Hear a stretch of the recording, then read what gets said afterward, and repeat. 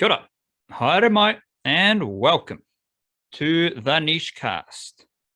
This will be the last Niche Cast episode for 2021. We'll take a break next week with both podcasts, the Variety Show on Tuesday, the Niche Cast on Thursday, and then we'll swing back around first week of 2022. 2021 came and went pretty damn fast. So it's a bit of a mind fuck there with how time works. But we're here, living through the time. And yeah, so last podcast here, and we'll chat through the biggest things in Kiwi sport right now. Obviously, got Blackcaps test squad has been named to face Bangladesh. And then we're just checking in with the other competitions and how we're going to leave them for a couple of weeks, because there's lots of fixtures. There's lots of Super Smash fixtures. There's lots of A-League fixtures. There's lots of NBL fixtures. And of course, Steven Adams and the NBA keeps rolling along. So we'll just kind of cruise through those things as to how we leave them and then what to keep an eye on over the Christmas break. And perhaps you can listen to it in a week or so and check in with our vibe and just how things have played out. Big it up to the Patreon whānau supporting the Niche Cache. Join the whānau, patreon.com/our Niche Cache. Straight up the guts support of our Kiwi sporting coverage, as well as extra podcasts every week. So big it up to the Patreon whānau. And if you're listening to this and you enjoy our Kiwi sports content, join the Patreon whānau. Muchos generosity vibes two ways. It's a highway of muchos generosity. How about that? And of course, the email banger will not stop. They'll just keep flowing with little tidbits of Kiwi sporting information as well. So every Monday and Friday afternoon, we'll send out our email banger with the Niche Cache content and extra yarns, the nichecache.substack.com. Sign up and you just get the Niche Cache straight into your email inbox Monday and Friday evenings, and they'll just keep on flowing because the sports don't stop throughout the God season. We're always writing about the Kiwi sports as well at the niche-cache.com. Wobbly okay, can you please deliver some mindfulness? I can, and it is God season after all, as we dubbed it in the Variety Show earlier in the week. So I've got some God season mindfulness. This is from a fella called Jesus, who says Luke 6:27-28. By the way, if you're looking for chapters and verse. And this is the King James Version, because the King James Version of the Bible is by far the prettiest, wordings and stuff. This is the like Shakespearean time, translation, which I don't know if enough people sort of comprehend how like the Bible is a translated text. It's not like whatever. Anyway, Jesus says, "But I say unto you which hear, love your enemies, do good to them which hate you, bless them that curse you, and pray for them which despitefully use you." In this, the God season. That is a good old connection reminder. Because if you can connect with the enemies, if you can connect with people with the most drastic and dramatic opposition to your views, if you can connect with those people, or at least make the effort to connect with them, that puts you in such good stead for a bunch of other situations that can be just as niggly without that connection. So just a gentle God season connection reminder to always find the connection with people, as opposed to looking for reasons to disagree, reasons to hate, reasons to be cynical, reasons to question. How about if you just like package those away, and yeah, they might all be, you might be able to justify them, which I think is a big one for people. They can often justify why that person's wrong, justify why that situation isn't how it seems, or justify why I can hate on you. Everyone can justify it, but what's if you're just aware of it and then you realize it and then you make an extra effort, a little bit more of a mucho mahi to connect? What's if you override that system just to connect? Yeah, because that's the thing, eh? Like old brother Christ is very good with his like turn the other cheek wisdoms, and I won't say this is a hard and fast rule, because it's not. It just isn't. But I will say more often than the alternative, if you do love your enemy, you might find that they're not your enemy for that much longer. You might find that, because it's very hard to, from the other person's perspective, it's very hard to hate someone who loves you. Like, it's just tends not to be like, often like negative emotions feed off of each other going back each way. Whereas if you break that cycle, yeah, you might find the enemy status. What was the other? The people who despitefully use you. It might be a bit of an antiquated word, but despitefully. But you might find that doesn't happen anymore if you actually like follow that advice and you do turn the other cheek and take the high road and all them things. The high road. I'm just thinking, what is the high road with Blackcaps test selection? Now that we've got the Blackcaps test named to face Bangladesh, and there is the rather crazy selection or non-selection of Ajaz Patel, fresh off his record-breaking haul in India. And I'm thinking, what's the high road? What's the high road to take with this Blackcaps test selection? What is the most loving, light, God's season perspective I can whip up about Blackcaps test selection? And it's nothing new, actually. It's one that has been present with this Blackcaps group for a couple of years now, especially coming into the last 12 months. And I just think there's so many players. So if you've got a group of 20 players and we're trying to select squads for one extreme conditions, which is India, and the other extreme conditions, which is New Zealand, as far as seam bowling and spin bowling goes, opposite ends of the spectrum, when you've got an abundance of decent test talent, we're not stressing about, we need Ajaz Patel. Like, we just had a bowler who took so many wickets, we need to get him into the team so the team is good. No, it's like, well, that happened in a bit of a specific vacuum. And now we're playing another test series in a vacuum, and we're selecting our best cricketers for that vacuum. And the thing I want to share with Kiwi cricket fans through this podcast is we are moving away from one mindset into another mindset. We've seen the Blackcaps make 6 changes from the first test against England earlier this year to the second test, which is 17 different players from test to test. And that resulted in a win of the second test after the drawn first test. We've seen a wide variety of players used in the Indian series. And now we've got a kind of unique situation. And of course, we're missing Kane Williamson as well. He's out for this test series. But the unique situation around Ajaz Patel, it's a reminder that we're not operating from the perspective of any cricketer who does something good for New Zealand has to then be selected for the next 20 tests. That is no longer the situation, because we have 20 test cricketers who are pretty good, who can help New Zealand win test cricket games and progress through the World Test Championship. Now we have options. Now we have players with special skills for special situations. And coming into a home test series against Bangladesh, all I'm thinking about is, holy shit, we got Kyle Jamieson, we got Neil Wagner, we got Tim Southey, we got Trent Boult, and Matt Henry, who, big it up to Matt Henry, has been consistently dominant in every format for the last 2 summers, including this summer. So I just think it's like it's a clear example, wildcard.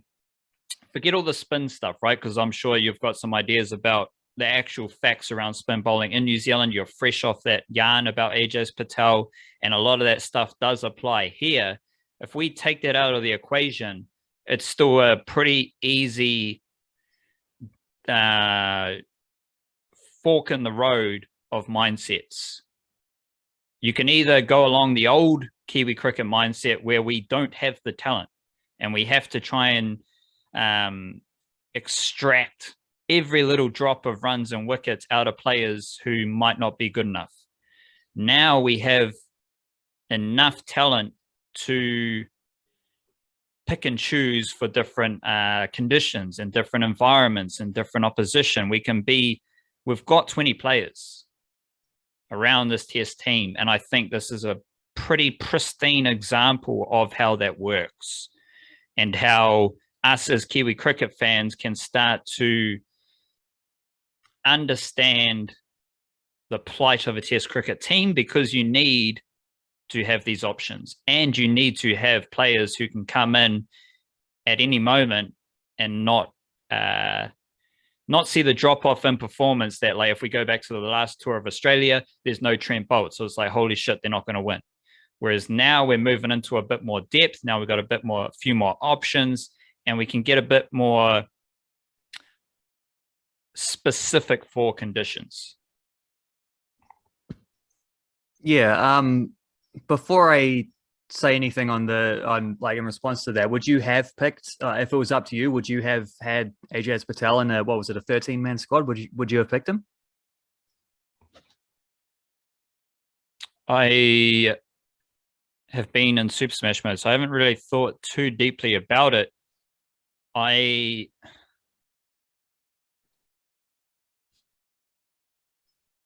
Bangladesh at the end of the day.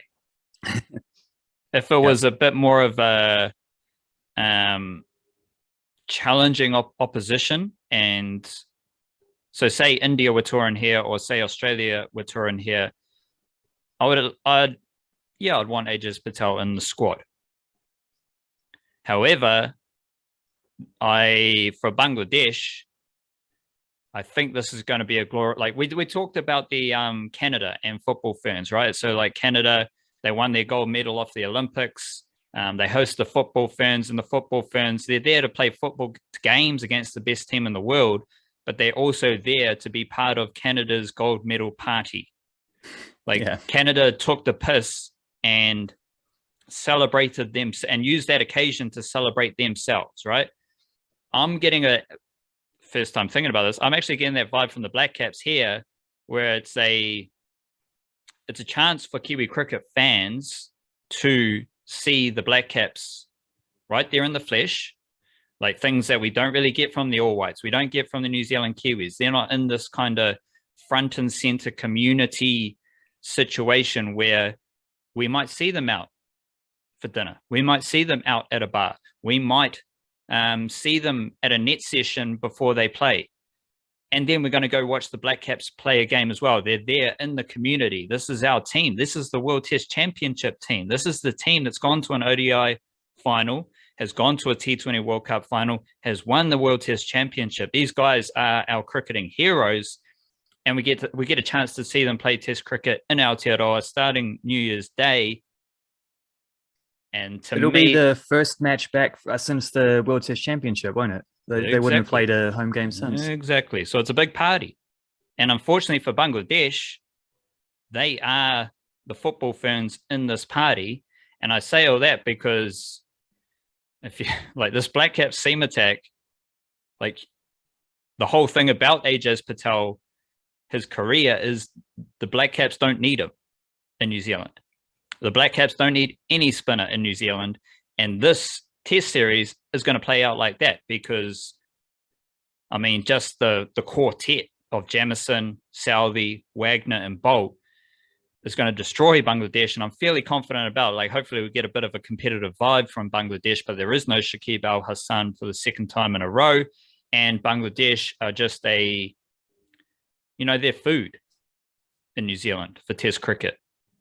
Blackcaps for all cricket, they've never won a game in any format in this country. Yeah, but they're not food. Like, they might be competitive in a T20, but when you're looking at a Blackcaps Test team on a New Year's Day, fresh off their success, Bangladesh has come into Tour Aotearoa and in Test cricket, like Tim Southey is looking at it like food. These are munchies for my wicket tally. Trent Bolt, Jamieson, Wagner. He's going to play this New Zealand 11 game, and I just want to drop a note on that before I throw it over to you. I'm sorry, I'm ranting to start the show. No, go for it, because I want to hear what you have to say about that, because there's quite a few names in that which I either didn't recognize or just have never seen play. Well, so the point about that is players who aren't playing Super Smash. It is not a New Zealand A game. It's players who are not playing Super Smash, who are not going to be part of the top 12 or top 13 for their respective Super Smash teams. It is those players who are selected for the New Zealand 11. So if I've got it here, it says like they threw up some, like Gavin Larson was throwing up different players as being good young players. Like there is Brett Randall, but Brett Randall has been fantastic in the Plunkett Shield and Ford Trophy, but he's not playing Super Smash. So like, yeah, in the press release, Gavin Larson did shout out like, yeah, this player's been in fantastic form, and these playing young players or age group representatives. It's just players from the domestic circuit who aren't playing Super Smash are in that game. So let's be honest, who cares? But like in summary of the food thing, like Neil Wagner's fizzing. We said that for the India series. Like, surely give Neil Wagner a crack because he is about to like do a hammy just with how much fizz he's building up to play cricket and steam in and take wickets and rip into blokes. Now we have that situation even more bottled up for a New Year's Day test. So I think Bangladesh are the football ferns to our Canada in that example. I think the Blackcaps, even without Kane Williamson, they're going to, like, I think a lot of the seamers are going to get a lot of stats from this test series. I think blokes who need to score runs will score runs. I think blokes who, like younger players like Will Young or Daryl Mitchell, they're going to score runs. And I think in summary, to come back to the main point, a lot of those good things are likely to happen. But again, just because Daryl Mitchell scores a shitload of runs, we don't have to say Daryl Mitchell should be a first 11 cricketer all the time. Just because Will Young scores a shitload of runs, we don't have to say that. Maybe Matt Henry comes in and he takes 5 wickets in every single innings of the test series. Well, it's not about Matt Henry having to be a first 11 cricketer every single time. It's just about building that group out so that when there is an opportunity for those other players to step in, there's no lapse in performance. And I think that's just how it is when you're playing against Bangladesh in this type of environment that we are in, summertime, festive season, God season. Yeah, well, I mean, Neil Wagner's not going to be overdoing it on the Christmas turkey or anything like that. You know, he'll probably be doing sit-ups wherever, you know, whatever function he finds himself at. Like, yeah, he'll be fizzing. He doesn't like sitting out, and he's had to wait a long time for his, you know, in between test matches. So he's coming back from his drink carrying excursions to India. Trent Bolt wasn't in that series. A couple bowlers that are right back in contention now. Tim Southey, Kyle Jamieson will obviously be your first 11 players. Have been in great form for multiple years. Kyle Jamieson probably see this as a good example to help fix his bowling average, was absolutely ballooned out during that India series to, I think it's an even 16 or something like that now. So maybe he'll be able to get that back to around 13 like it was before. Yeah, like, where's Ajaz Patel fit into that team? He doesn't. And nor should he. Like the what he did in India, like, it's just to highlight the point you made before, like, very different circumstances. It doesn't mean that, like, that performance doesn't translate over to this performance. They're just like, it's apples and oranges. They both fruit. They're both games of cricket, but it's different from every other point. And yeah, the Blackcaps shouldn't feel like they have to pick someone like that because they did fantastic in one scenario, to then chuck them into it's not unfamiliar, but an opposing, like, it really is the opposite in terms of, like, the swing versus seam balance. It's the opposite thing to what they had in India. So yeah, no, you could pick them in the squad to have an option. I could have seen that happening, but then you're still not going to pick them in the first 11. Matt Henry would get in ahead of him if one of the seamers went down. You just, next man up. So I don't see the point in picking him at all if you don't really have an intention of playing him, if he's not a serious option. We'll be interested to see, because I think Matt Henry will probably be 12th man. And I will be interested to see what they do with the all-rounder spot, because I suspect that it's just a shootout between Daryl Mitchell and Rachim Ravindra. So do they want a little bit of addition? Like, do they want that spin? Do they want that spinning option?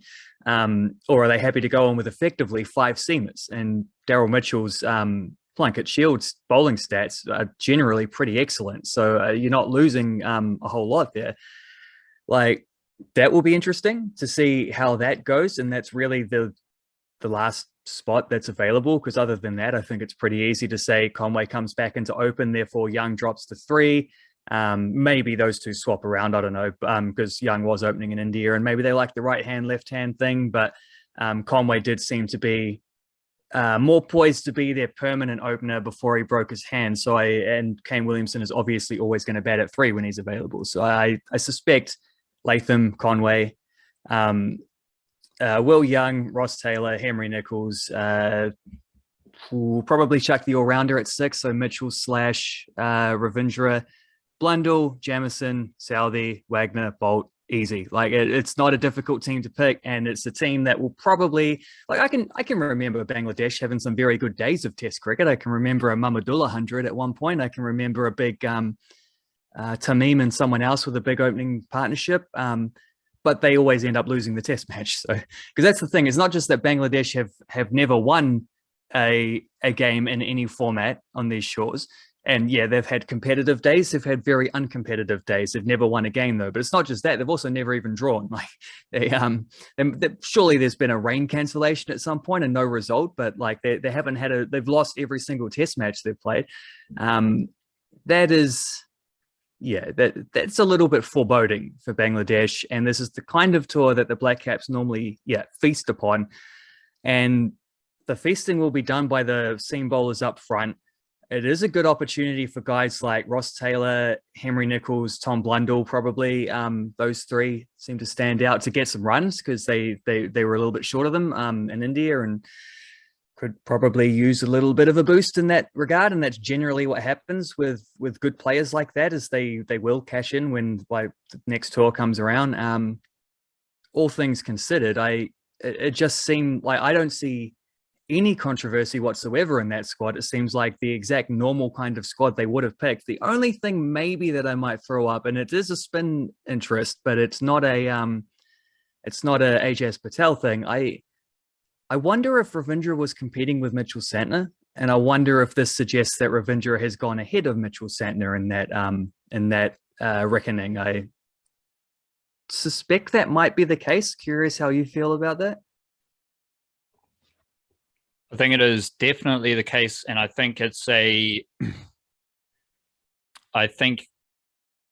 quite a simple selection query from first test to second test, because the first test is at the Bay Oval in Tauranga and the second test is in Christchurch. So I'll get into the Santner stuff in a jiffy, but the last test Santner played was the Tauranga test against Pakistan last summer, the New Year's period 1. So I think, and I have dubbed that the most spinny Aotearoa pitch. So it that backs up as well with Santner to, I think, the previous test at that, because I think there's only been 2 tests at Mount Maunganui.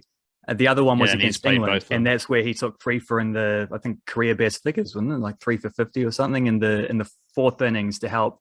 Not on the last day. From memory, he bowled heaps on the last day and didn't take a wicket, but he took 3 good ones the night before, earlier on in the innings. So I think he bowled 12 combined first innings overs in those 2 test matches, like 6 in each, but did get wickets in the second innings. So it's too early to compare the spinning stats at that wicket to other grounds because there's only been a couple. But yeah, there has been second innings success from spin, so you're not wrong there.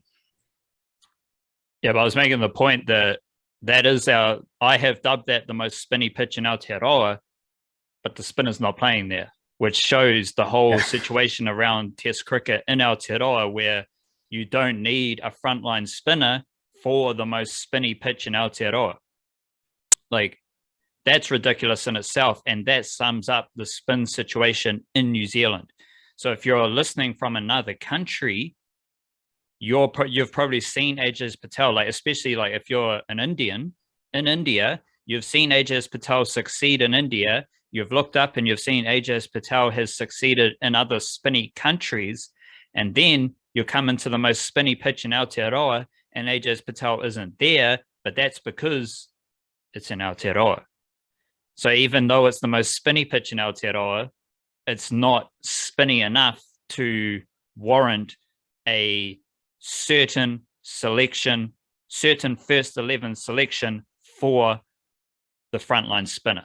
That sums up the Aotearoa bowling situation, especially for the Blackcaps, who have a world-class seam attack.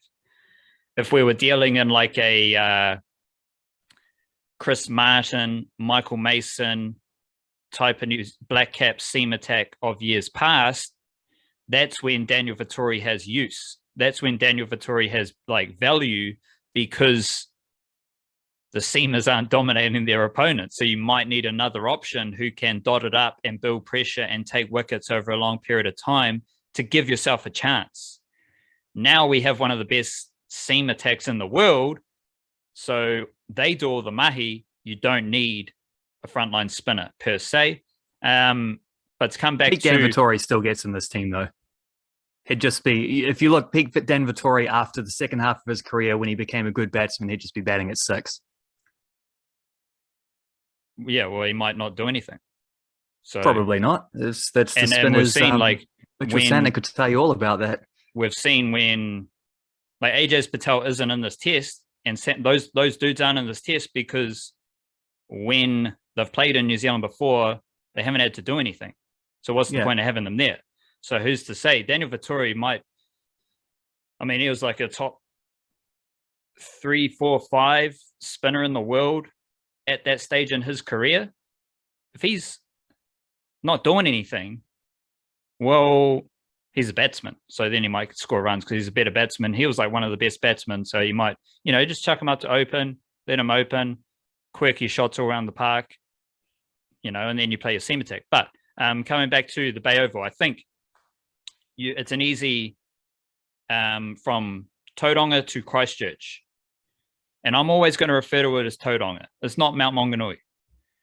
It's a fucking city of Tauranga, and Mount Maunganui is a small part of that bit, Like shout out to Bay of Plenty, shout out to Tauranga. I'm not part of that. I'm sharing an outside perspective. When I look at that, I see Tauranga. I see Tauranga, the city, right? Like it's like saying... I see what you're saying. But I would push back on that because I think there's separation between, like, you got to drive down the coast to get there, and there's like a spot where it's clearly not either. You don't say, the Blackcaps are playing at Eden Park in Mount Eden, and that's it. You say the Blackcaps are playing at Eden Park in Auckland. You don't say the Blackcaps are playing at Hagley Oval in Hagley. You don't say the Blackcaps are playing at the Basin Reserve in the whatever suburb of Wellington it is. You say they are playing in Wellington. Tauranga is... Well, it's Central City, Wellington, so it would be anyway. Wellington City, not Wellington. Yeah, but you don't say, we're coming live from the CBD. No, you're coming live from Wellington. That's just how it is. So I just say it's Tauranga. I think Mount Maunganui, you're getting a bit specific to all the fashionable jokers who like to run up Mount Maunganui and take a photo. They like to go to the beach. They might hit up Papamoa. Like, that's a different vibe. I'm trying to give respect to all of Tauranga, the region, for their cricket-loving prowess as well. It is one of the fastest growing regions in the country, though. So very soon, I think you'll find that it's all engulfed into the wider city of Tauranga without any question. So, I mean, ultimately, both ways are right. But yes, I see your point. So again, keep diverting from my path here. You play Ravindra in Tauranga. You play Daryl Mitchell in Christchurch. I don't think that is a drastic situation. So why would you select Ravindra over Ajaz Patel? Batting, and like if he is a spinner, he can do it. What you said about Mitchell Santner, I think, is very apt. But I think it's more to the point of there wasn't competition for that Mitchell Santner spot before. It wasn't like there was someone doing what Mitchell Santner does better than Mitchell Santner, even though Like we all know his stats that like you could go through that with a fine tooth comb and you could say like fucking Todd Astle should be there because he does Mitchell Santner stuff better than Mitchell Santner. But Ish Sodi arguably does as well. Well, no, that's not the Mitchell Santner thing. Well, he wasn't considered in the all-rounder type scenario, but there's a dude who is like we have to be realistic. Test match whose batting stats are very similar to Santner's, at least until Santner did get 100. So yeah, but we have to be like realistic. No one views Ish Sodi as an all-rounder. Yeah, well, regardless of what that is about is less about that Ish Sodi should be an all-rounder and more that maybe Mitchell Santner shouldn't be an all-rounder and should be a specialist spinner. That whereas now you've got someone who is a fucking opening batsman, you know. He's maybe not quite, he's not on, I mean, he's just not. Rachin Ravindra is not on the level of those other spinners that we're talking about. But he offers more to the team in the area where he's going to have more to do, which is batting. And so you chuck him in there as a number 6 or whatever, easing him into Test cricket. He had a very good save in a Test match innings that other time, so no dramas there whatsoever. And yeah, he is the first person really to come along and be like, I'm a spinner, but I'm an actual all-rounder. And then suddenly that conversation looks different, doesn't it? The Blackcaps have made it very clear what type of cricketer they're looking for in that role. Yeah. Like you need to add something with the ball and you need to add something with the bat. And that's what Mitchell Santner, that role was given to Mitchell Santner. We like, again, you can get fine tooth comb, whatever it is, but these are perceptions and realities and just like bigger picture stuff. Mitchell Santner was given that role, rightly or wrongly, he was given it, and they really diverted from that role in Test cricket in New Zealand. Like other spinners have played in New Zealand, but they really diverted from a spin bowling all-rounder. And as you said, Ravindra might just be better at Mitchell Santner in this role. So I wouldn't be surprised to see Ravindra play in Tauranga, given that it is the most spinny pitch, and alternatively we could see a bit of a hipster Blackcaps vibe where they just stack the seam decks and they just come out guns blazing with like, we're here to fucking roll Bangladesh, like let's eat type of stuff. Then the other thing is, will it matter if they select Ravindra? Because once again, he might not do anything, right? Yeah. Like that's the point though. Will it matter? Probably not. That's not going to affect the result. That's the situation we have to, that's just how it is. Like, there's situations where like Tim Southee gets dropped. I think he got dropped for Ajaz Patel at one stage in a test in the South Island in recent years. But it's like, oh, they're going to select a spinner, and then the test goes on and the spinner does nothing. Like that's like just part and parcel of Test cricket in Aotearoa. So those are like the bowling combinations. Batting wise, you broke it down. I think you will see Conway open, Young bat number 3. And then we've got the Laturu Taylor trying to get back in form is probably the biggest thing with the bat. And if Bangladesh have food, I'm hoping that Ross Taylor eats, because I think the seamers are going to eat. I think the seamers are going to get some big wickets. And we're all prayers up, prayer hand emoji for Laturu Ross Taylor to score some runs. And he just needs to get a score every so often just to keep his confidence flying, to keep some of that chatter quiet, and hopefully he gets into some world-class type of Ross Taylor form as well at some stage. Bangladesh, further reinforcing their food vibe. There is no Shakib Al Hassan. They do have Mushfiqur. We know him very well. Those are kind of like Taskin Ahmed is a recognizable name. Don't mind a bit of Taskin. He's one of those subcontinent players, one of those Asian players who, like, especially seamers, they tour New Zealand, and they tour New Zealand because it's like, we need a seamer. we're not in Bangladesh, India, UAE, like West Indies. We need seam bowlers to go to New Zealand. And then over the last like decade, we've seen, I think Tuscan Ahmed popped up as a young player. So he's just one of those players I think Kiwi cricket fans know very well because he's a familiar name. But my point here, Wildcard, is that there are not a lot of familiar names in the Bangladesh squad. And I think they're going to be food. So I'm not sure like if you got any general vibes or maybe like some thoughts on Bangladesh here as to how this test series plays out.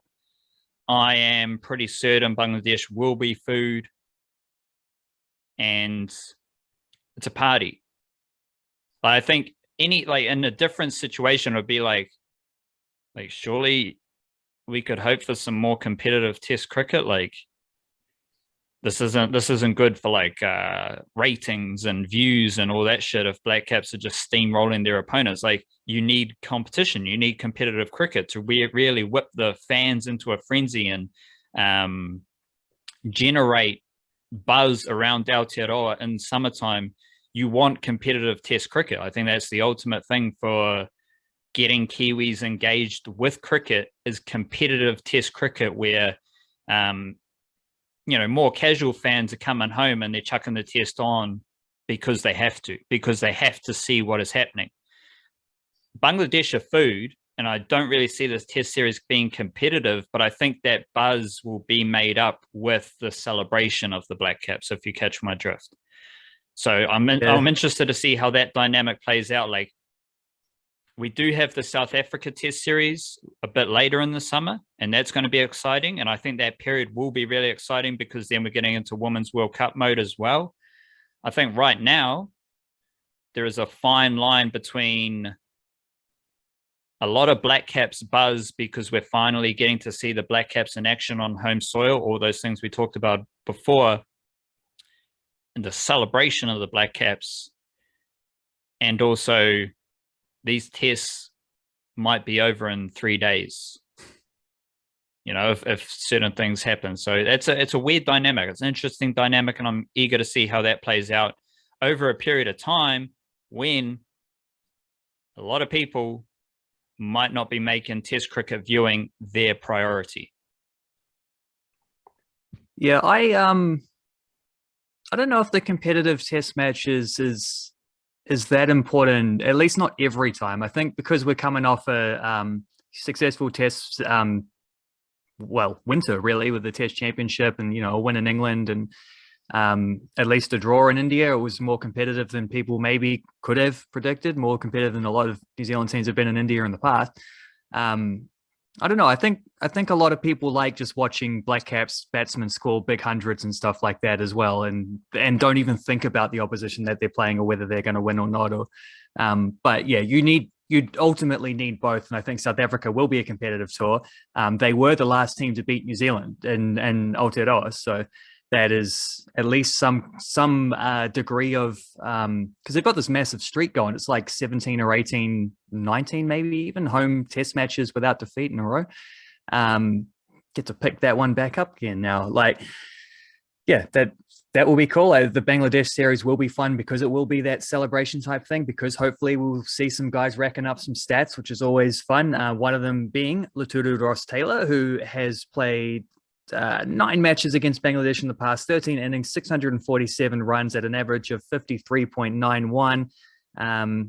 Averages are only better against the West Indies and Zimbabwe. Strike rate, 71.41, which is his best against any country. 100, but it was a double 100, 200 exactly, and 550. So he's passed 50 6 times out of 13 innings against Bangladesh. So he does like playing against them, and he has done very well against them in the past.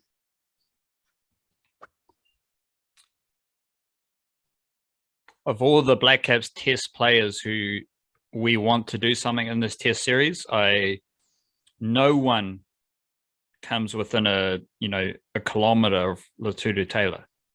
Like no one else has that much. Like Conway and Young, they might be competing for batting slots, but we have to be realistic. Like one of them's going to drop out when Kane Williamson's there anyway. Ravindra might be playing to seal further first 11 spots. Cool, like whatever. That's interesting to some extent. Seam bowlers, they're just there to dominate. That's what they do. I can't, like, Blundell has the wicketkeeper job sewn up. No one in this test team has as much to play for as Laturu Taylor right now, I believe. Like, just where he's at in his career, the opponent, as you said, playing in Aotearoa, and how eager a lot of people are to signal the end of Laturu Taylor's career.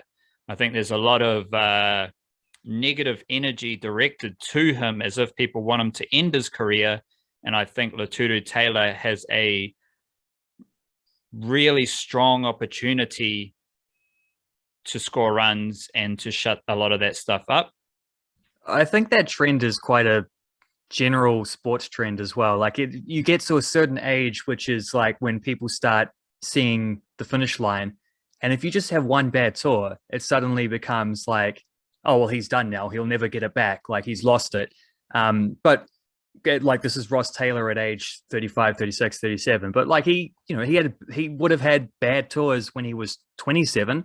No one would have been saying like, oh, well, I guess we got to drop him now. I guess his career's finished. He's had a bad tour. That's it. Bubbles burst. Like you don't say this about athletes when they're in their supposed prime years.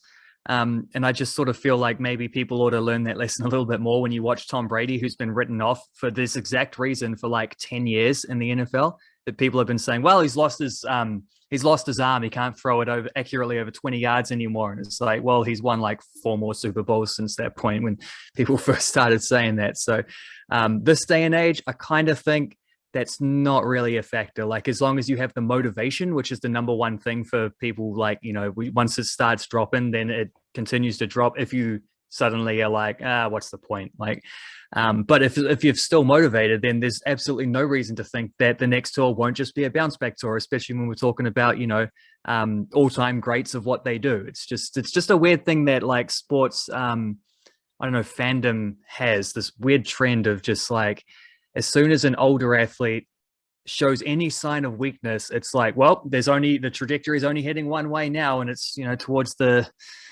heading towards the ground here. Plane's on its way down.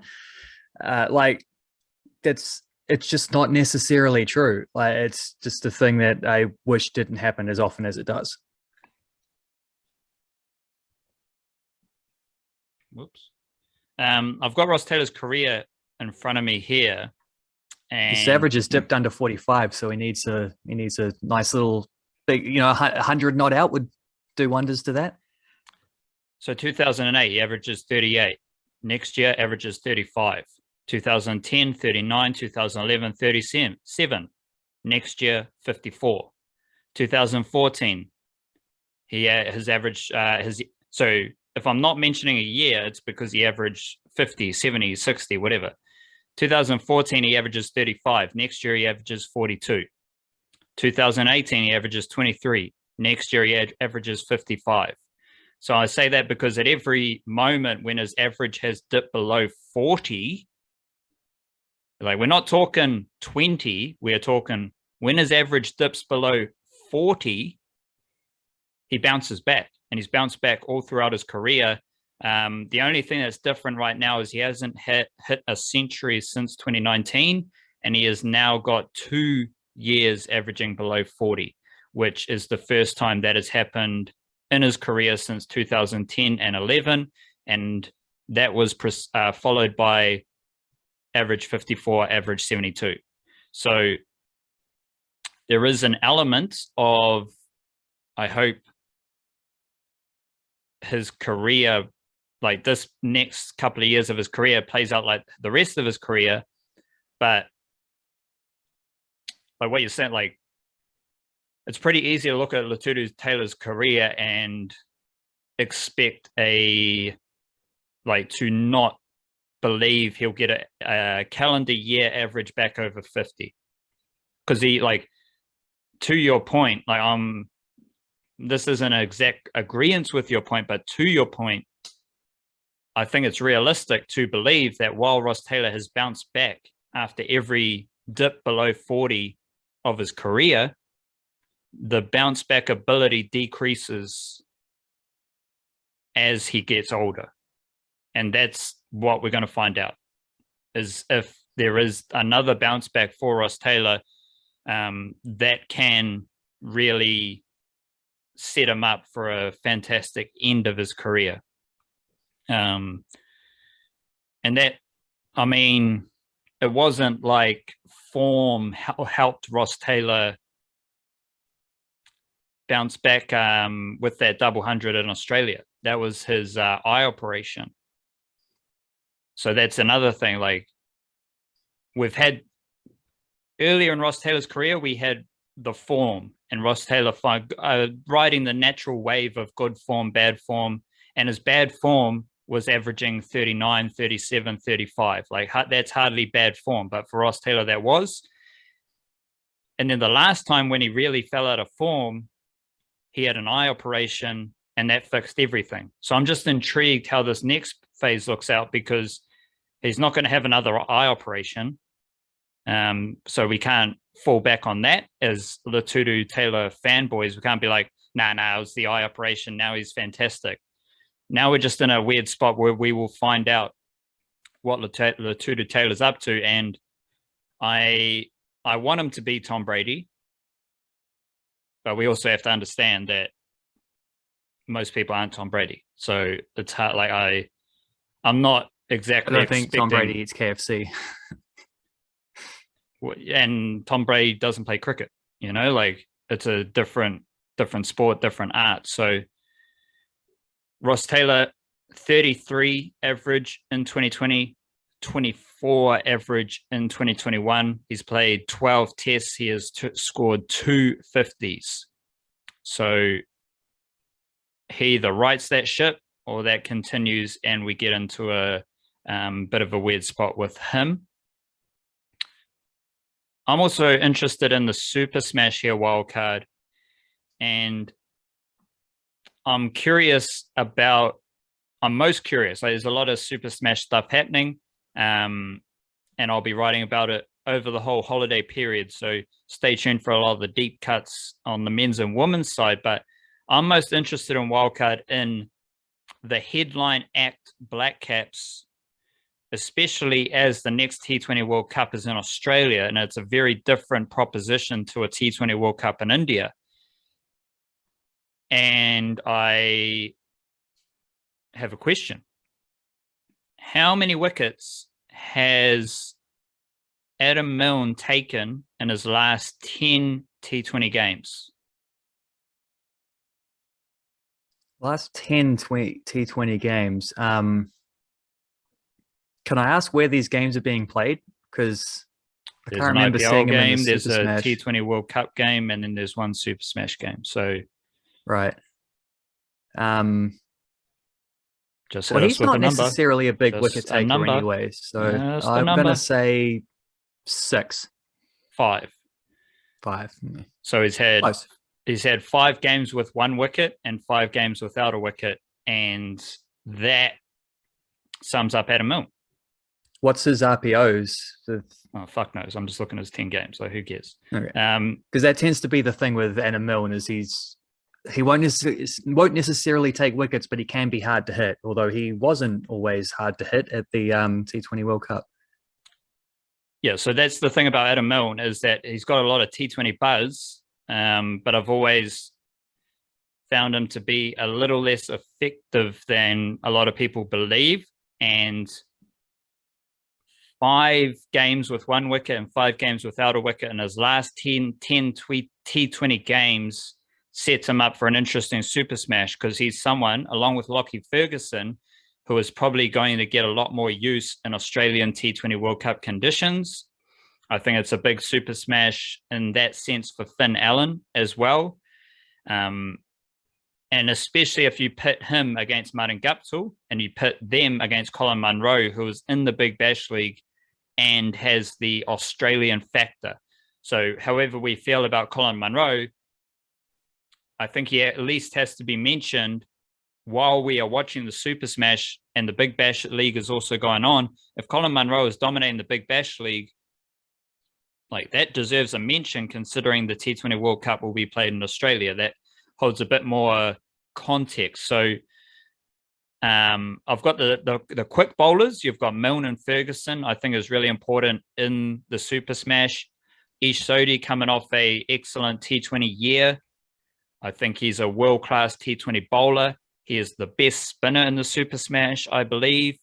And I think a T20 World Cup in Australia could be really useful and beneficial for Ish Sodhi because bigger boundaries, it's got more opportunity to do what he does, and it's very different to playing on T20 grounds in New Zealand. So keep an eye on him in the Super Smash. Has had success in the Big Bash before as well. Yep, and he was like Lockie Ferguson couldn't pick his wrong'un or his leggy in the Super Smash game. And I think we are used to seeing someone like Ish Sodhi in a T20 World Cup or in international T20 games where the level of batsman is higher and he is still effective, even though opposition batsmen have a lot more knowledge, resource, and then they can also pick his wrong'un. Like in international cricket, Ish Sodhi might be bowling 5 out of 6 wrong'uns, especially in New Zealand, and international batsmen, the Australian T20 batsmen, the Bangladesh T20 batsmen, they are aware of what's happening and they have the skills to deal with that in the best way, whether it is reading it and just playing a single, whether it's not getting out, dot ball, or attacking those type of deliveries. Come into the Super Smash, some batsmen won't even be able to pick Ish Sodhi, let alone hit him for 6. And I just find the concept of one of the best T20 bowlers in the world coming back to the Super Smash, I just find that kind of interesting as well. So we got the fast bowlers, we got the world-class spinner. They are all interesting Super Smash players. And then we've got the top order batting. So Finn Allen, Martin Guptill. Keep an eye on Colin Munro in the Big Bash League. And then we will also have Mark Chapman playing for Auckland as well. So none of this includes the test players because they're not going to be playing Super Smash. So we're really T20 centric here. Players to keep an eye on in the Super Smash from a Blackcaps context perspective. I think the batting stuff with Mark Chapman, what he does in the Super Smash could elevate him to more frequent Blackcaps opportunities. Marty Guptill, he's at a juncture in his career as well. Like, is he going to keep commanding Blackcaps opening spots? Because now, you know, Devon Conway's in the mix, Finn Allen's in the mix, all those dudes are around. We might even have a bit of Tim Seifert intrigue as well, wildcard. Just from a run. Ask you about him, where he stands in this conversation. Just from a run scoring perspective, obviously he's kind of competing with a Devon Conway type of wicketkeeper. We've also got Glenn Phillips. He should return. True, so we can. Yeah. So I'll add Seifert and Glenn Phillips because I might write about this. So I'm just trying to pull all the interesting names together. Ajaz Patel might get some games. Don't think he's in the T20. Yeah, he'll get mix, games and he'll play, but the context isn't there, right? So he won't be at a World Cup.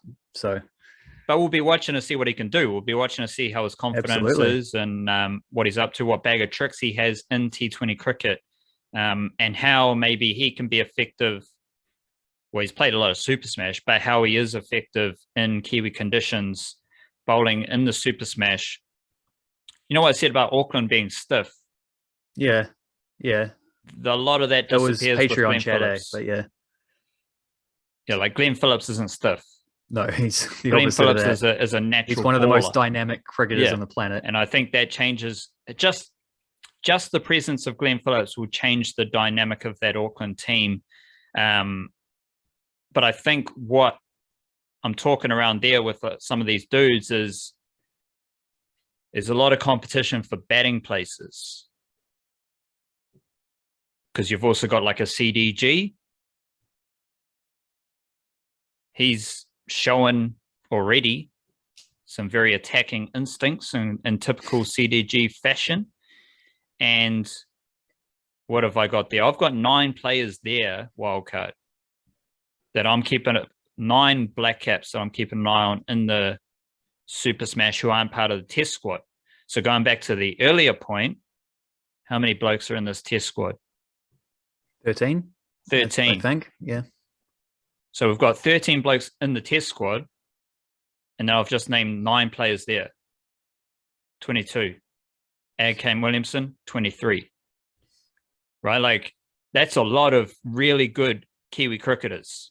And those 9 players that I just named, if you add 2 more, you've got a fairly solid Blackcaps T20 international team, just off players outside the test team. So that speaks to the sheer numbers and the sheer depth that there is in Aotearoa cricket.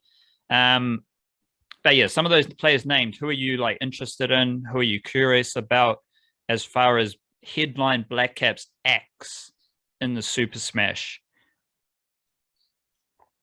Not a headline Blackcap. Well, if just to answer that question, Glenn Phillips is always box office, so Glenn Phillips would be up there, and I do think he's he was, added to that test squad in India a little bit by convenience, but I do think he genuinely is someone who ought to be considered more of he's not a T20 specialist. He's a genuine all format dude, and he's someone who knows how to adjust his game to the different formats too. It's not like a CDG will play the same way every time, and sometimes it's amazing, and sometimes it's well, that's what you get from Glenn Phillips. Will I've seen him knuckle down in Plunkett Shield games where he's had to get through difficult spells and not scoring much of 20 runs without 20 balls without a run or something. He can get through those periods too. He's solid player. So I would have him. I think Martin Guptill as well as similarly. It also because these guys are just fun to watch because they're very much in the kind of position where they might just absolutely cash in. And Finn Allen is in that same bracket as well.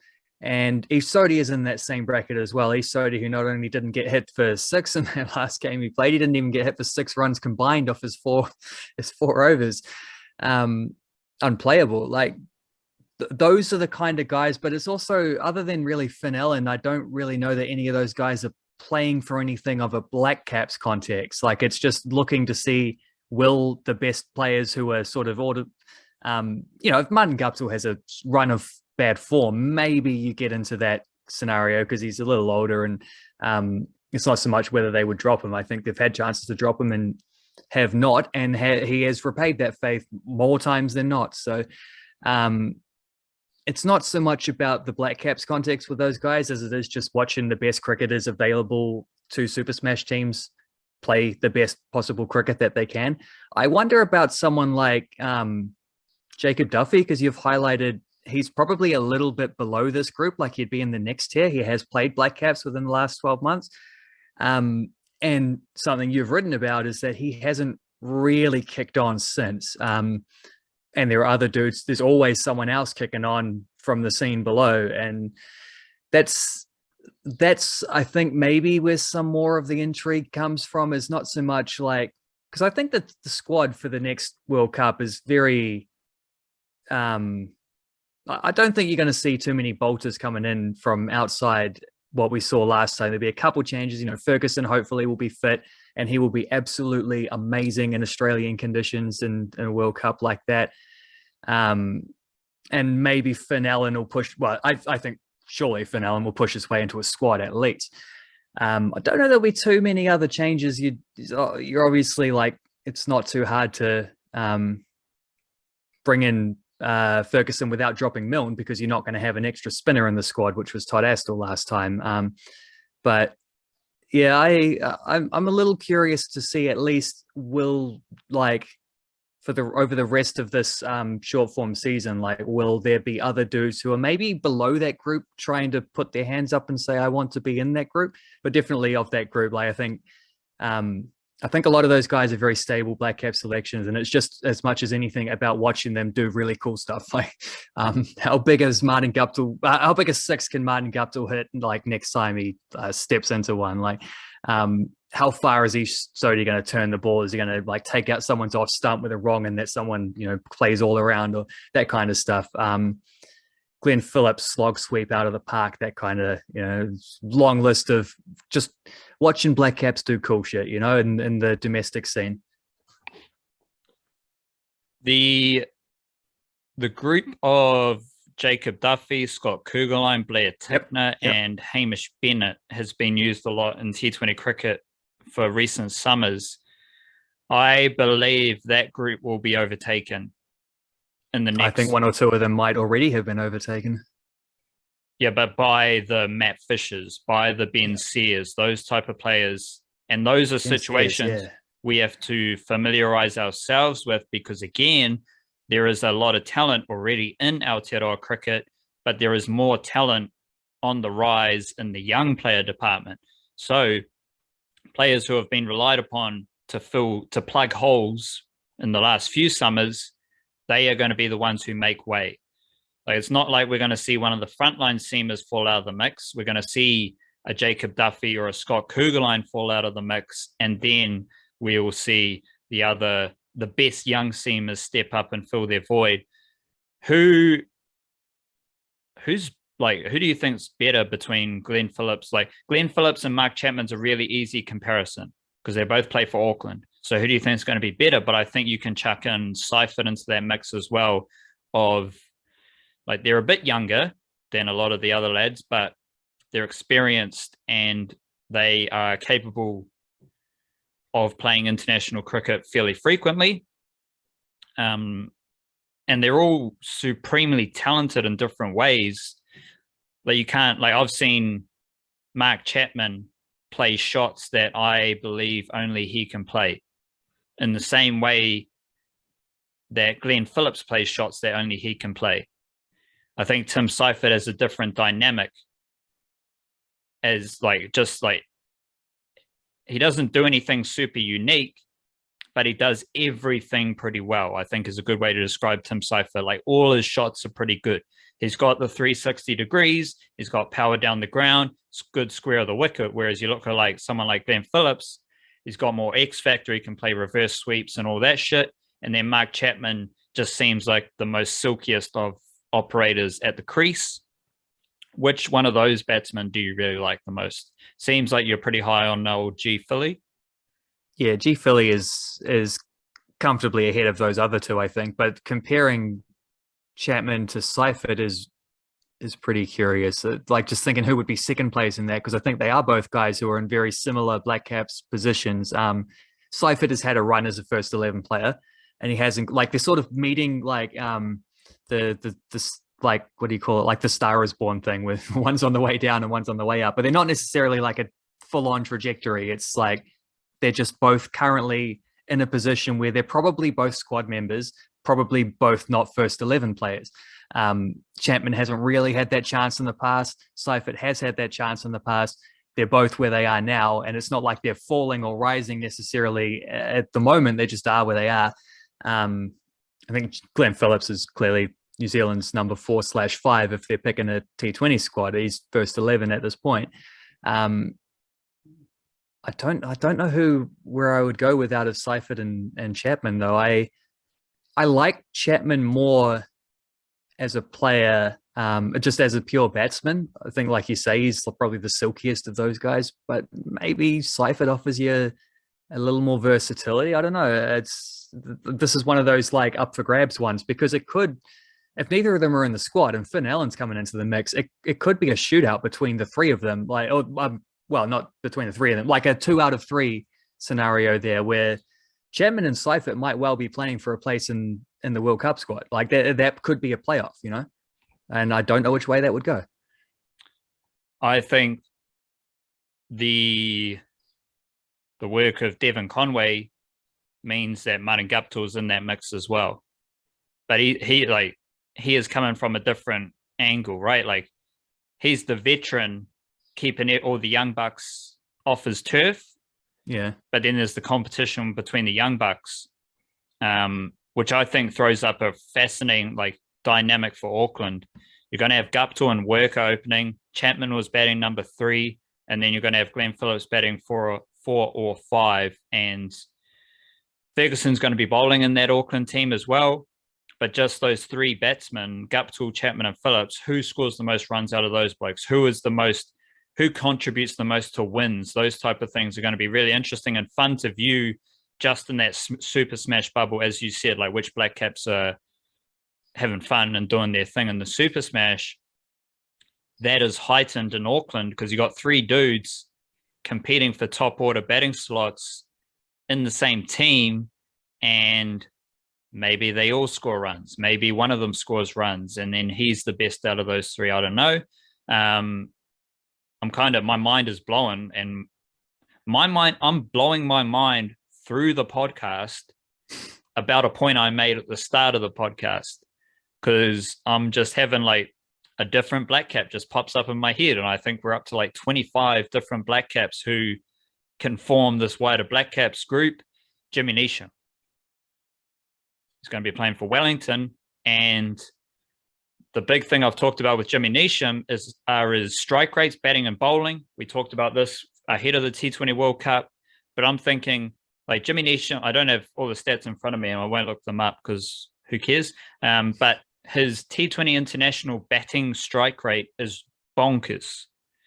Like Jimmy Neesham cruises around in T20 internationals and T20 tournaments with strike rates like 150, 160, 170. And I think his T20 international strike rates, if you're checking that wild card, over the last like couple of years have blown up after a slow patch. Like the last 3 years, his T20 international strike rates are all like over 150 type of stuff.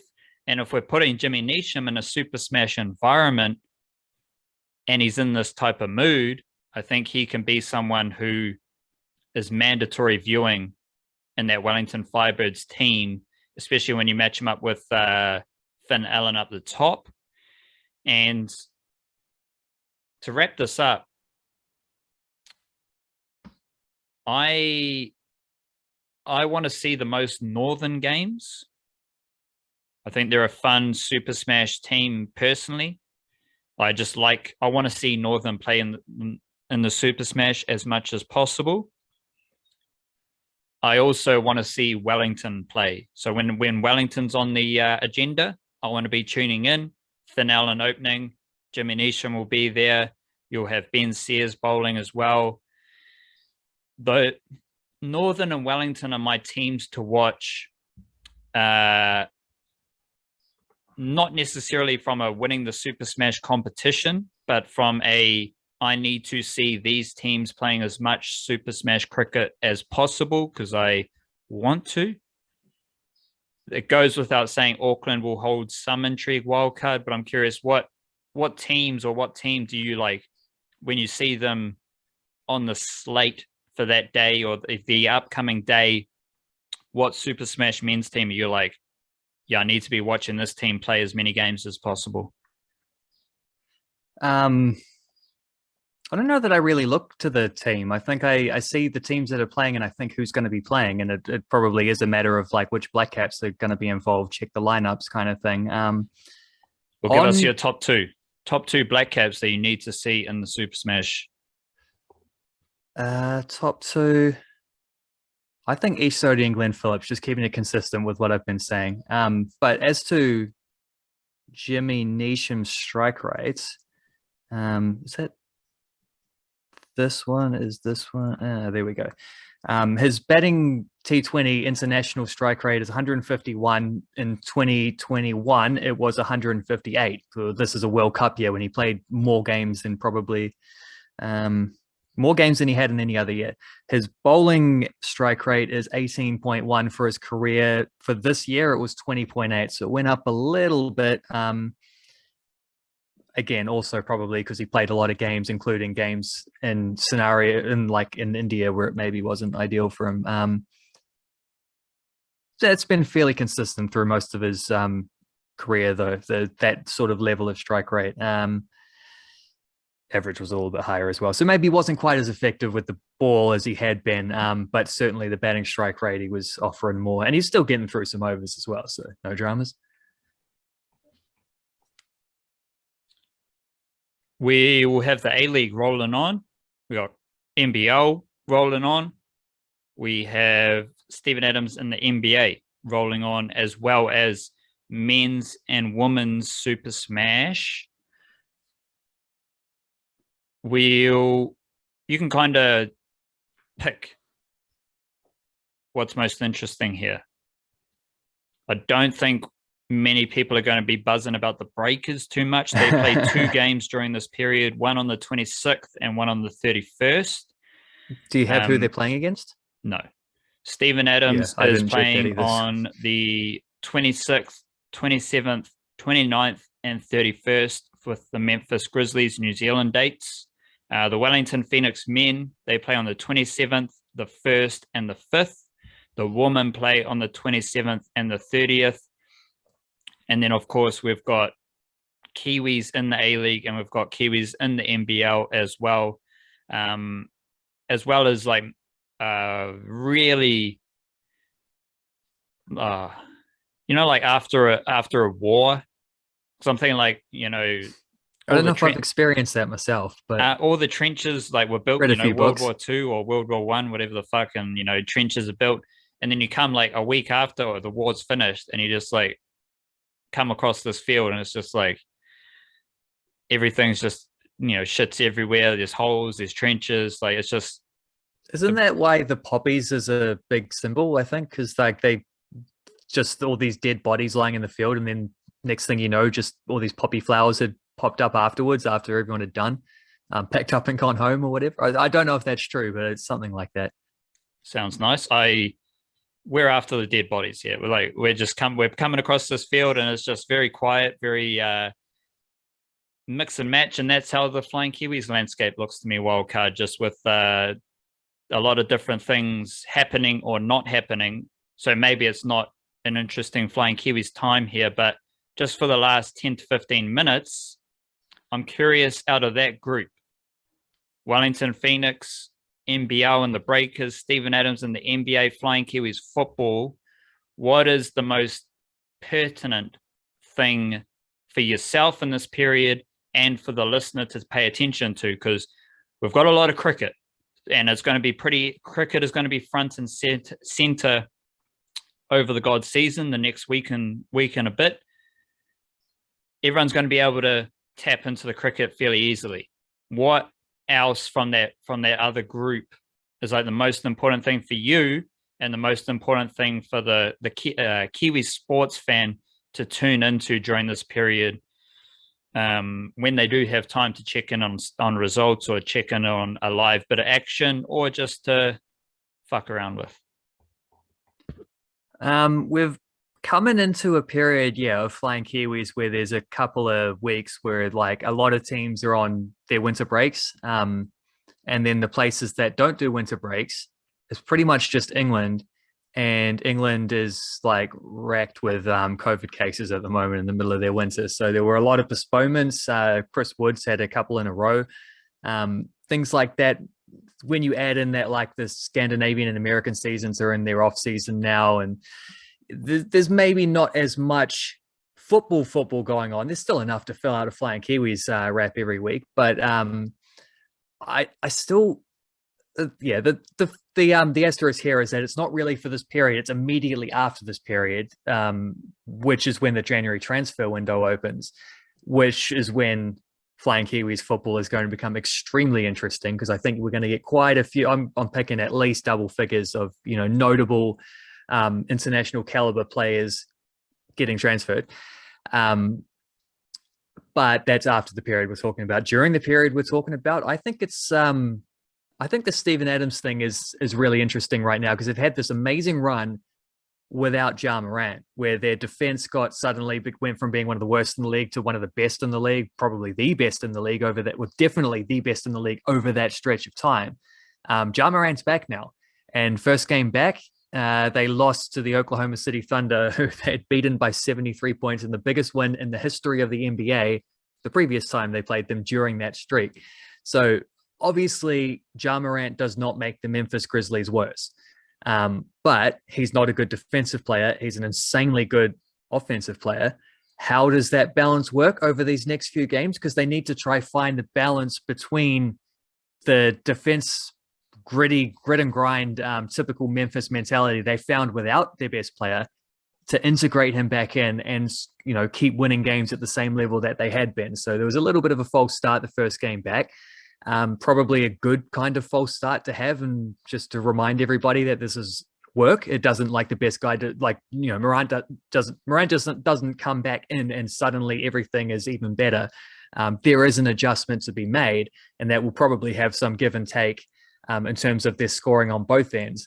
But they're going to be a better team if they can, you know, make that adjustment. They're going to be a, you know, team that can win playoff series and stuff. So this is the first, like, this next week is going to be a great glimpse of that transition in process. And I think that's going to make them super interesting. Definitely that would be the pick of the ones that you selected over the rest of the calendar year. The thing about NBL and A-League games is that for all we know, like, there might be cancellations or postponements coming along. The Phoenix had their FFA Cup quarterfinal postponed.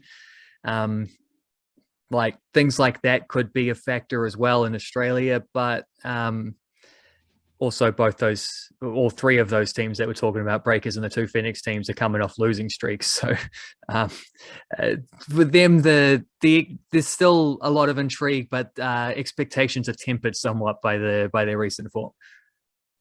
The Memphis Grizzlies play Sacramento. That's their Christmas Day game, I believe. And then, so that's on New Zealand on the 26th. So slightly easier game. Phoenix Suns is the game on the 27th. Not an easier game. LA Lakers is the game on the 29th. Could be an easy game. 31st is the Spurs. And that's not an easy game, but it is a slightly easier game. So you kind of got two, possibly three reasonably not difficult games, and then you've got the Phoenix Suns, who are one of the best teams in the NBA, which is definitely a more difficult game. So that's a nice little challenging niggly period. And on the day of recording, we are on the Thursday, they face the Golden State Warriors. So the Warriors will probably win that one. And that's all good because it's as we're recording, so we don't need to worry about that. All three things there, Wildcard, and you alluded to this just with how the Phoenix are tracking, how the Breakers are tracking as well. In conjunction with Steven Adams, I think it's a really interesting period just to see how things look after that period. Yeah, exactly. You get a high concentration of games. We just mentioned 4 Steven Adams games. You got multiple Breakers games, multiple Phoenix games, men and women. And for the Phoenix and Breakers who are, you know, down in the dumps a wee bit right now, the quick games can go one or two ways. Like, you can either move on from your down period pretty quickly and get a bit of buzz, momentum, and then suddenly you're playing tomorrow and you carry that buzz and momentum into the next game. Or it could be a gluggy period as well, where you're like, fuck this shit. And then, of course, we've got all the COVID stuff around as well. So especially NBL and A-League, as we're seeing with the NBA, they've got their own COVID stuff happening there as well. So I guess we have to be fluid and on our toes with Steven Adams as well, because Steven Adams could get into the COVID protocols at any time. One of his teammates could as well, with just how the NBA is tracking in that line of healthcare. Breakers in Phoenix, any type of shit could happen with them in Australia as well. Help is on the way for both of them, though. I will just say the Breakers have an injury replacement import who's there now, who will be available for the next game. Hopefully make a big difference. Abercrombie's back now, played the last one or two. I think he might have only played one of them. I can't remember. The injury lists of a couple of the guys who missed games at the start, that's sort of easing off a little bit. So you'd assume, well, I mean, you can't assume anything about the Breakers, but there is at least another high caliber player coming to help them out. And same deal with the Phoenix men, where Gary Hooper will be back at some point, off for personal reasons at the moment. Gael Sandoval, the New Mexican import, coming in with the high recommendation of one of his former teammates, Ulysses Davia. so that's nice. Agent Davia, even though he's not with the with the team anymore. So like there's a couple weeks for the Phoenix men in particular where they've just got to get through, grind out some results, knowing that some of their, a couple imports are on their way back. So it will get better, and whether they can get just a gritty, ugly, who cares how it happens kind of win or two in this stretch, it could be massive for this season, knowing they'll get better. I think the Breakers have already kind of fucked things up for themselves a little bit, because they're losing 5 games to start in a season where they know they're going to, well, actually, we don't know if this is going to necessarily happen, but hopefully they will get a run of home games towards the end of the campaign and get on a good streak, win a bunch of them, sweet as. But the key was always don't lose too many at the start, keep yourself in the mix. And they've come out and lost 5 in a row. So I think they might have done what the Phoenix did last year and just blown it in the very first few weeks. But maybe not. Maybe they'll get in a streak. Who knows? We'll see how it goes. But the point for those two teams is help is on the way. The point with the Phoenix women's team is that help's not on the way, but that doesn't matter. This is what it was always going to be. They picked a young team. They're always likely to finish last. Hopefully they will grind out a win or two, score some more goals. But with them, it's not about results. Yes. Season 2, 3, you start looking at results. Season 1, with a team as young as this, you got to keep it in perspective. Even though they got a great little, nil or draw clean sheet point in game 1, the perspective doesn't change. The context doesn't change. It's still a very young, very inexperienced team. And it's more about seeing incremental developments from players being exposed to this level. That's all it is about for them. They're building towards something in future years, right? This first year, you're going to have to cop some big defeats. That's how it goes. But trust that they're learning and getting better from those defeats. So I wouldn't worry too much about their results. The other two teams yet for the 3rd or 4th time in a row. Help is on the way for the Breakers and the Phoenix men. This time of year for me is very much localized. All my sporting priorities, and if it's a sporting priority for me, it's basically a fucking, life priority as well. So it's going deep into the Super Smash, going deep into Kiwi cricket. This time of year is all about that for me. And it's all just right here, local in Aotearoa. And I mean that as a global sports fan, as you are. So the most interesting, the most fun, the most pertinent sports thing for me in the whole world right now at this time of year is Kiwi cricket. Men and women, multiple competitions, multiple formats. It's all Kiwi cricket business. That is the thing I think about the most of this time of year. It's the thing I prioritize the most. It's the thing I make sacrifices elsewhere to prioritize that stuff. It's the thing I want to do the most at this time of year in this line of work. What is it for you? Is it this time of year is when the Premier League heats up and you're you spend a bit of Christmas Day checking in there, or you're you just have because I'm kind of talking to a vibe where it's you've got a vibe of it's Christmas, it's the holiday period, that's a cool thing. And part of that vibe for me is ample cricket, just cricket everywhere.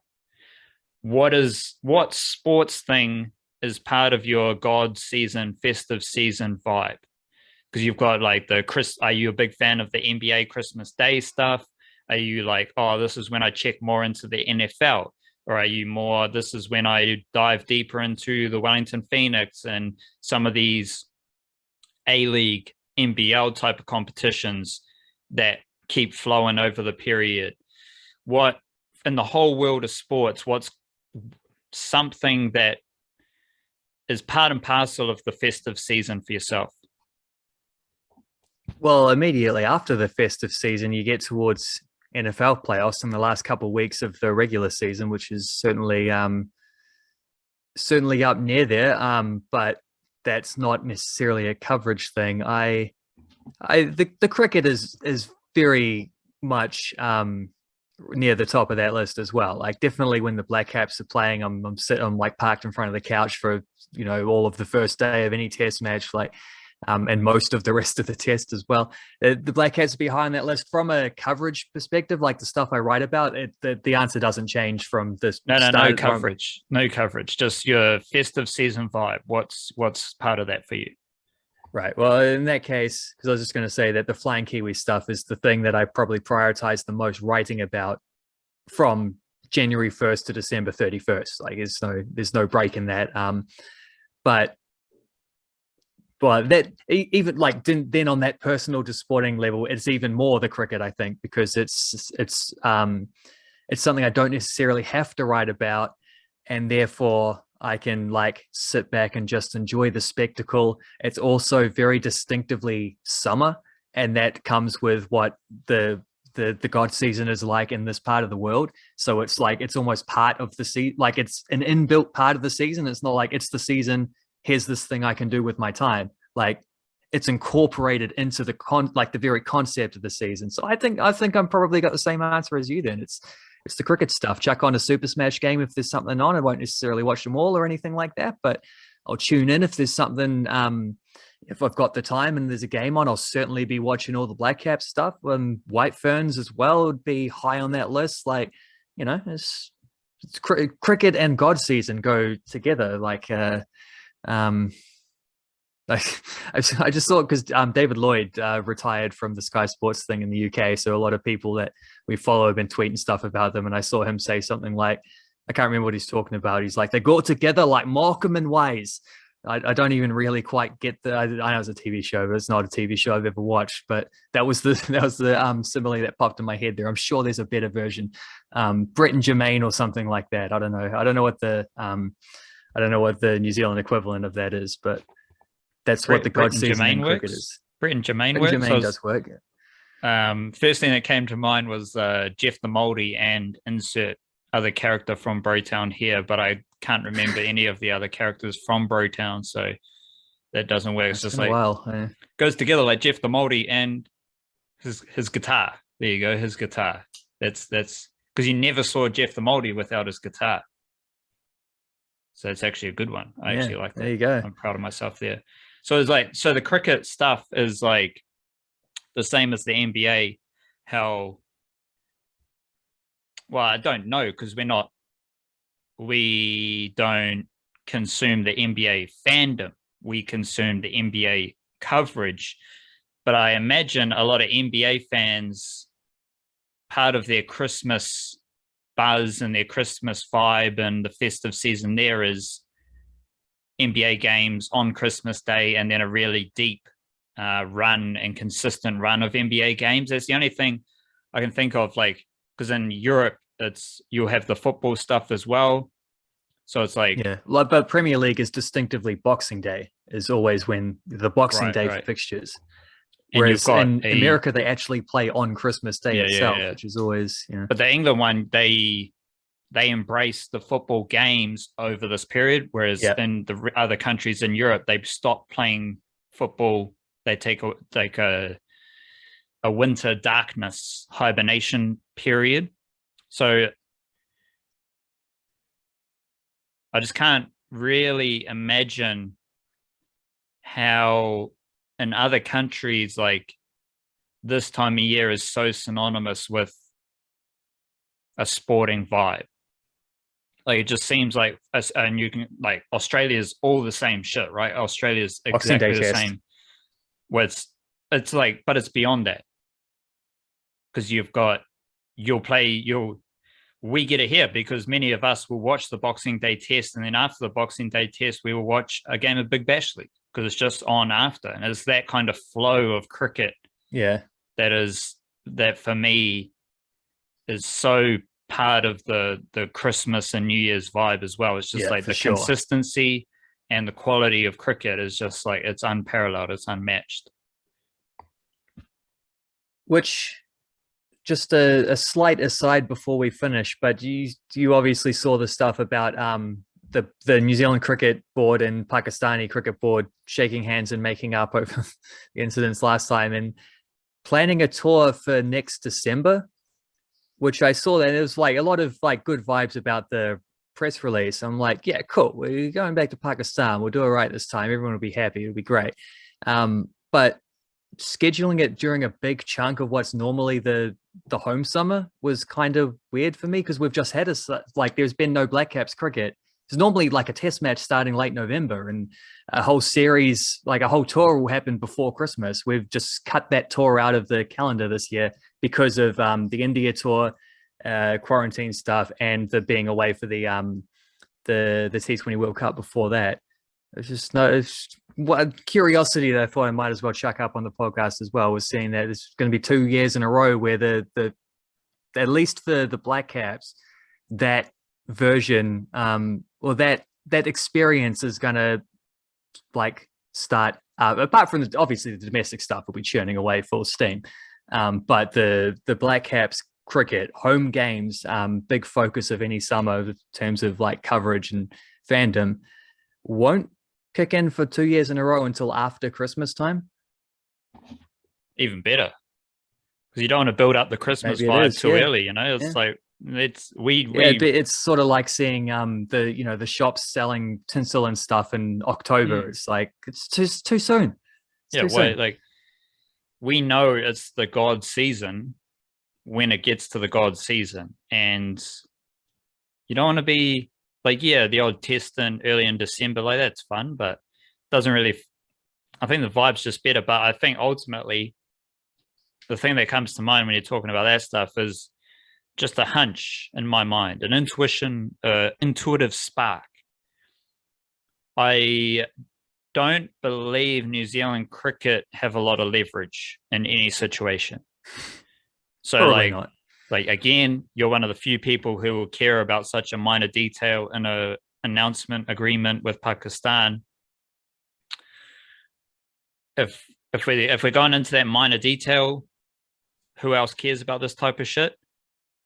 I do not believe New Zealand cricket hold a lot of leverage, and any situation they find themselves in that people disagree with is likely because they don't have a lot of leverage, and they try to find a middle ground or a compromise that is a compromise. And I don't mean this specifically with Pakistan, because that's an obvious example. You pull out of a Pakistan tour, you've got no leverage, then you have to like rejig it in favor of Pakistan. I believe New Zealand cricket don't have a lot of leverage with any international